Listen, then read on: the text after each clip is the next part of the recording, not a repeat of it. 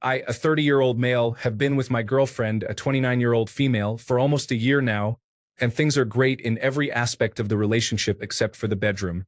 I wouldn't say I have an exceptionally high libido, but I get turned down for sex more often than my advances are met positively. I remember my father once telling me that all men dream of having a beautiful woman who wants sex all the time, but that isn't the case, and I will be disappointed if I go around looking for that. I've had partners who have a high libido, though they weren't good partners in other regards. It seems like a really silly incompatibility to end a relationship over, but my needs aren't met, and no matter how many different ways I word it, it doesn't look like things will change. Basically, I'm trying to get an idea of how many men are going through a similar situation and what solutions might have worked for them. How often are you physically intimate with your partner, and is it satisfactory for you? Story 1. 2 to 3 times per week, assuming everyone in the house is healthy, sometimes more, and of course sometimes less. Married 18 years, early 40s, 3 kids. It hasn't always been like this, and we had to start being intentional.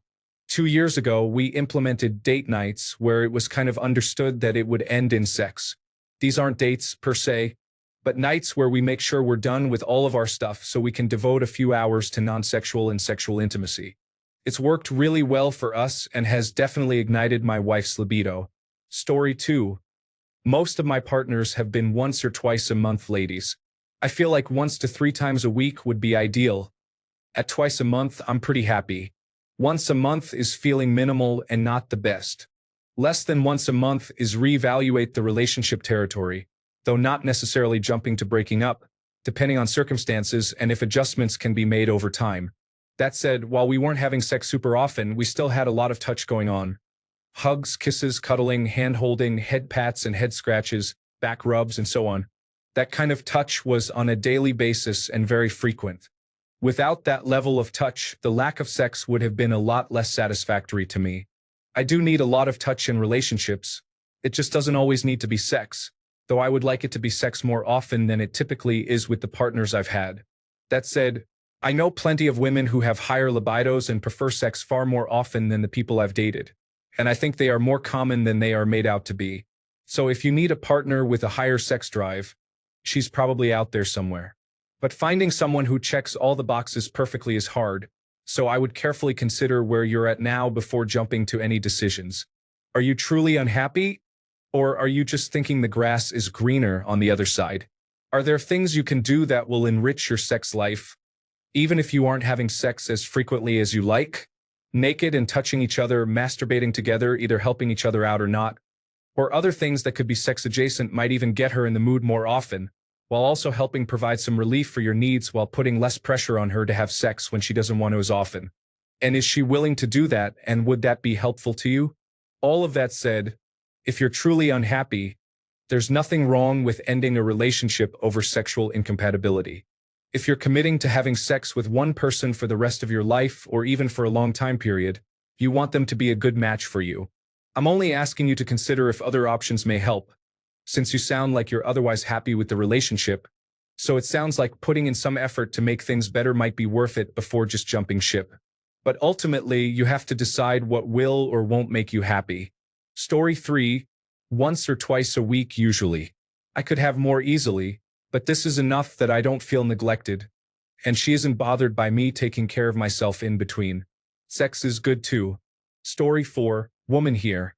My drive is way higher than my husband's. We've been married 11 years. During the years that I was pregnant and breastfeeding, my drive was lower. We had sex once a week or so, sometimes twice if we had a good amount of time on a weekend. Once those years were over, my drive came roaring back, and I want it every other day at a minimum. He's fine with once a week or less. We have sex every 3 days or so. I love him enough to tone it down, and he loves me enough to put effort into being available for me. Mismatched libidos aren't a big deal if there's love, communication, and mutual sacrifice. Story 5. 64-year-old male and 58-year-old female married for 22 years. Once a week on average. There are gaps because of life.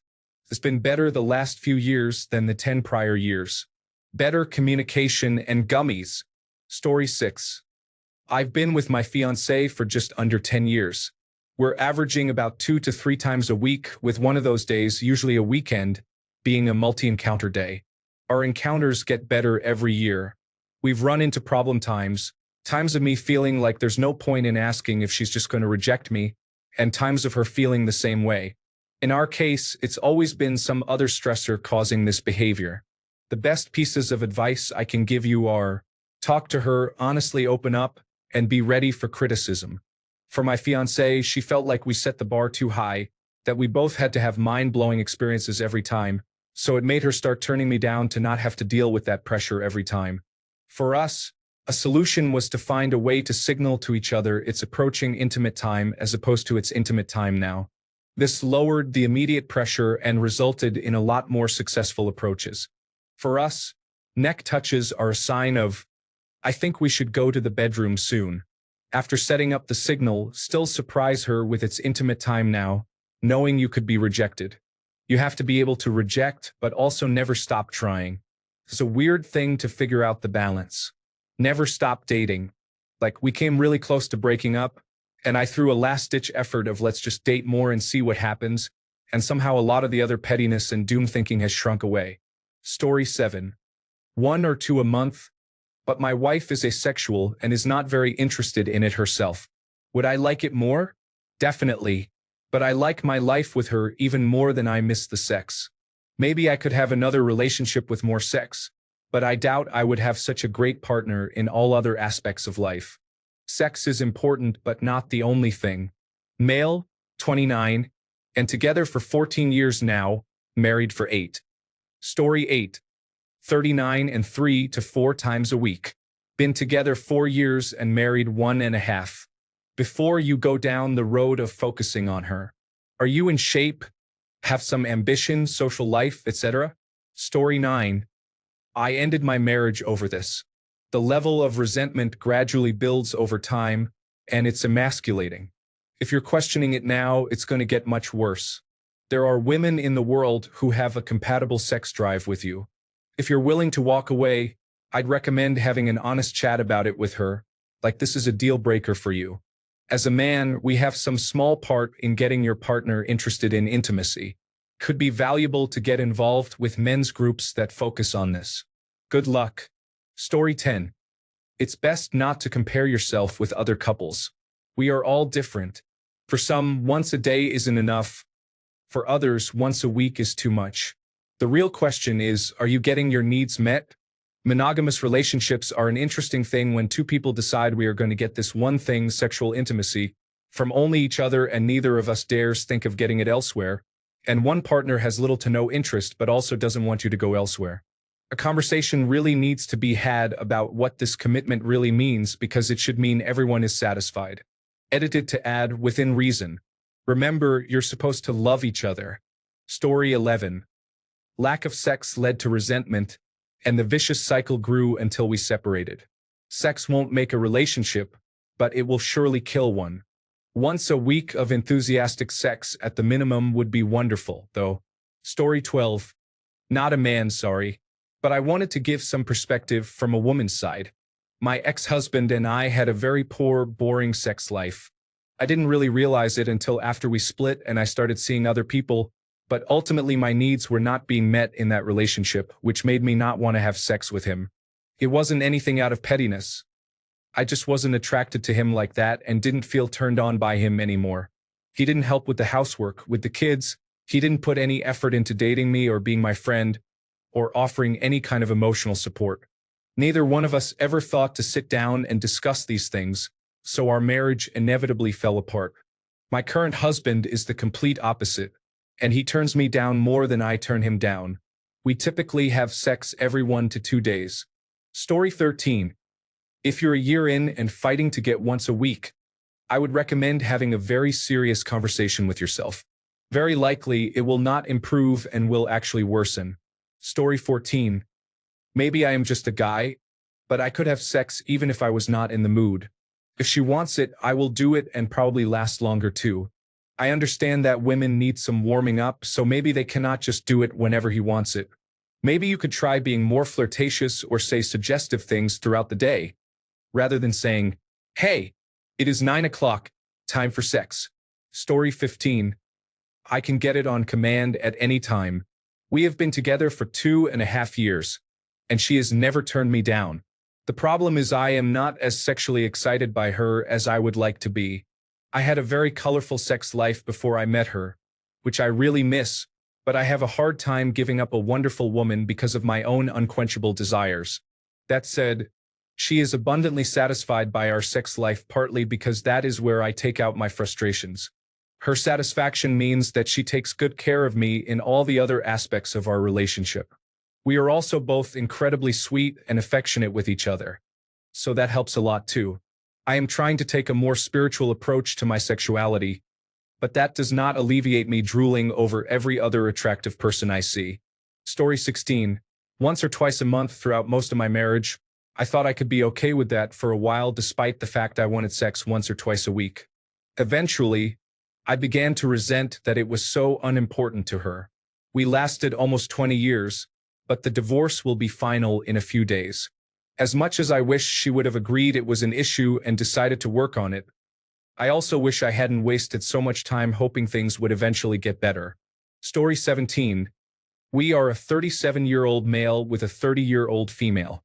We average more than once a day, as we both have insanely high libidos and a free use dynamic. My needs are exceptionally well taken care of. Story 18. There was a time when 4 times a week on average was the norm for us. We're in our 40s now, and if I'm going to be accurate and honest, taking into account weeks when things are on versus the weeks when things are off, if I averaged it out, we have sex around 2 times per week. Some weeks are more satisfactory than others. In total transparency, I could use it a little more. Maybe 3 times a week is the number, but I'm not complaining at all. Story 19.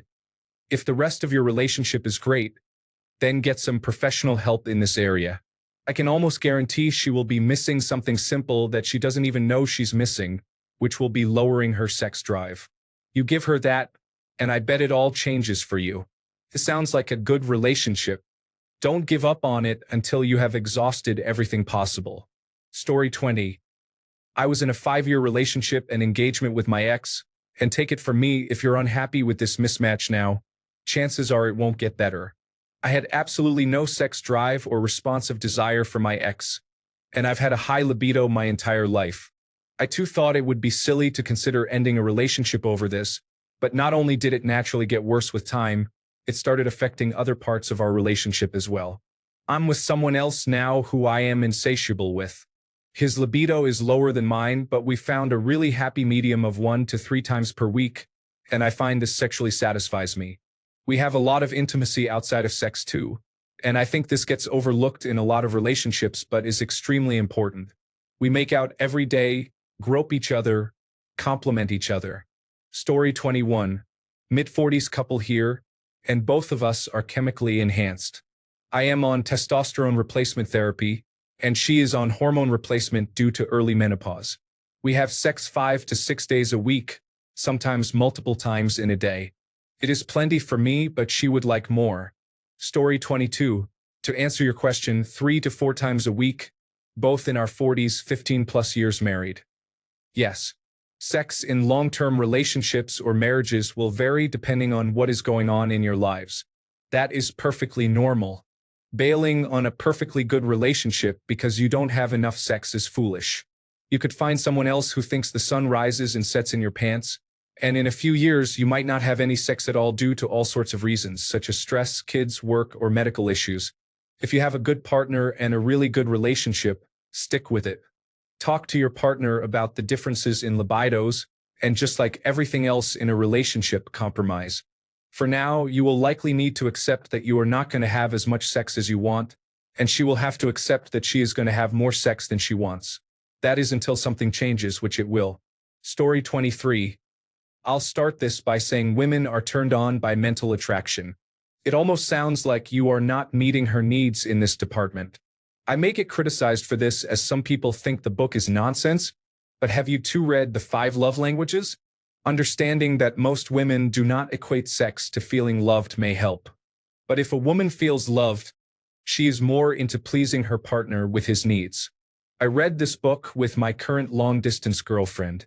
We only see each other every 3 months, but we are on fire when we are together. When we are apart, we text twice daily and video chat every week. We talk about our day's activities, meals, and our children. We spend every day working on the mental connection when apart. By the time my travel is approaching, we are aching to be beside each other. Story 24. I have been married for 52 years now. She and I have not had sex in almost 10 years. This is not satisfactory to me at all, and it has been discussed without a satisfactory resolution. She is not going to have sex ever again. Story 25. 2 to 3 times a week, but when she is on her period, it can be up to 10 days without. It's hard with work and the kids' activities. Our last vacation, when we were stress-free, we had sex every day, which was a dream come true. Unfortunately, stress kills her libido, so pretty much it is sex on the weekends with some rare exceptions. Is it enough? I'd love to have more sex. I'd love to have kinkier sex. I'd love to experiment more. But she is an amazingly sweet, wonderful person, great mother, extremely supportive, loves my family, and is helping through some medical issues with my dad, and she stayed with me when I went through a massive depressive episode. So I take care of myself most days, and that scratches the itch enough. At the end of the day, she is a great partner and the most compatible person I have ever been with.